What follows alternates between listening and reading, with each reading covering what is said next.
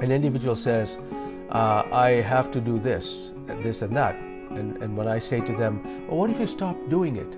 And immediately a response comes, well, my aunt will be upset with me, my dad will be upset with me, my sister will be upset with me if I don't do this or if I do this.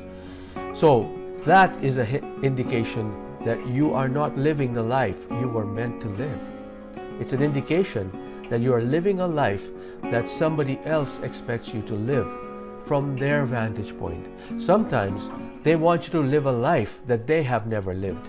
Have you ever heard of people living vicariously through you? You know, children being enticed to go into medical school, even though the child wants to take psychology, for example, because the parents feel that the children will have a better career, for example, if they go into medical school. I actually knew somebody who did that. They actually went to medical school, spent 2 years of their career, life studying that, and then one day he said, he woke up one day and says, I'm not sure what I'm doing. I don't know why I'm here. I don't like this. He quit. He actually went from university and went to tech school and did a technology program. I met him when I was an engineer, when I was practicing as an engineer many years ago, many decades ago actually.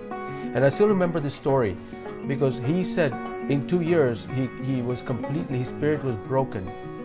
And he came back and he did his tech school. And the reason he did the tech school, because it was only 2 years, he felt his life had already he had already taken 2 years out of his life. So his spirit was broken. And in that broken spirit state, he chose a career which he thought was the next career. He didn't think about it, but then he also exited out of that career, went to a different career in the business area.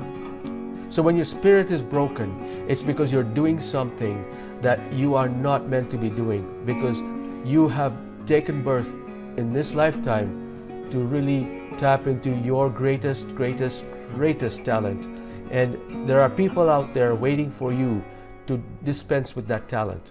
There are people out there who want to see you do what you need to do because they need that service from you.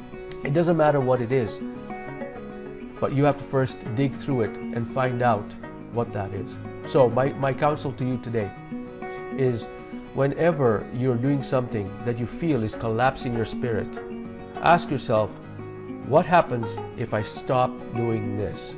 And if the answer comes to you, like my mom will be upset or my sister will disapprove, you know you're not living your life.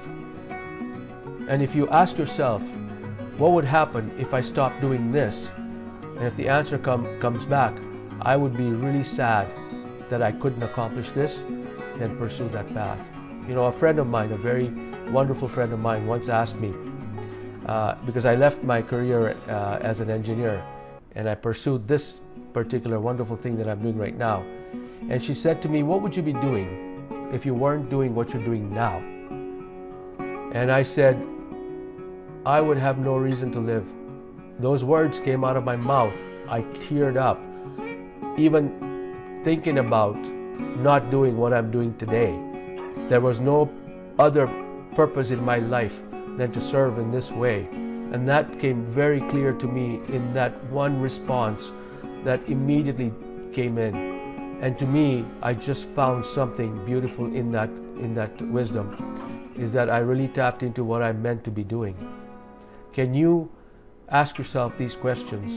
And if you do, invariably you will come up with something that you are meant to do.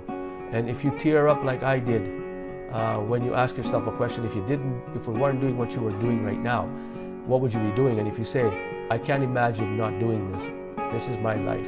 This is why I was born. And if I don't do this, I have no reason to do anything.